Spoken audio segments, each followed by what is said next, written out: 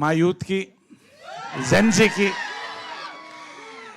గీతా భగత్తో పాటు ఎలాగో సుదర్శన్ అండ్ శ్రావణి అందరినీ పరిచయం చేశారు కాబట్టి పరిచయం ఉన్న వాళ్ళైనా మళ్ళీ అందరినీ పరిచయం చేయకుండా. Thank you very much. నువ్వు బయట కనిపించు bro. The secret of my energy. Right. So ఇందాక నేను రాగానే ఇవాళ మా దేవు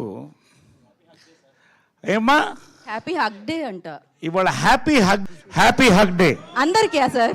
happy hug day. Happy hug day sir. Team వరకు సార్.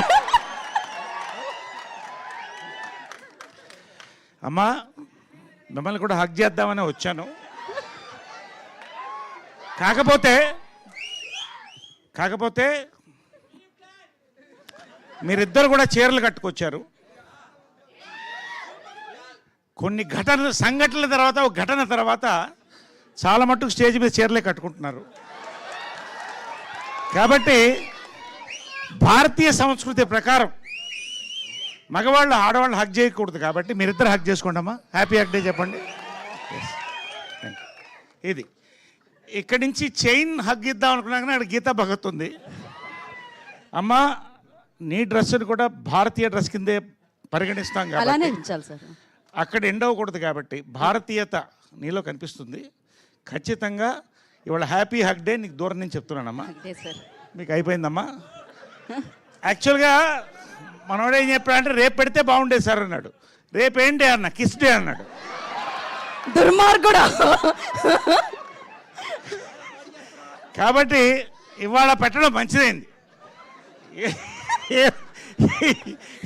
ఏదైనా కూడా అంటే ఓకే ఒక రకంగా ఏంటంటే ఇవాళ మన సంస్కృతి ప్రకారం సంస్కారం ప్రకారం ఈ సభను మొదలెట్టాను నేను. ఓకే హ్యాపీ హగ్ డే అని గౌరవిస్తూనే ఎవరెవరిని హగ్ చేయాలో వాళ్ళెవరికి హగ్ చేశాను. రైట్. కాబట్టి పాయింట్లోకి వచ్చేద్దాం. ఇవాళ this is not a trailer day అన్నారు. Correct. This is a business day. మీకే థ్యాంక్స్ చెప్పాలండి.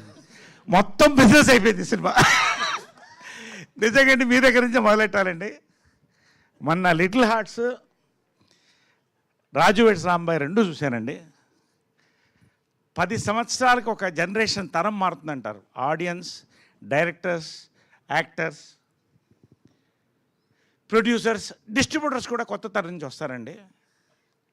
అసలు సినిమా డిస్ట్రిబ్యూషన్కి కొత్త అర్థం చెప్పి కొత్త ఒరవడి సృష్టించారండి. పొజిషనింగ్ ఆఫ్ అ ఫిలింకి ఒక కొత్త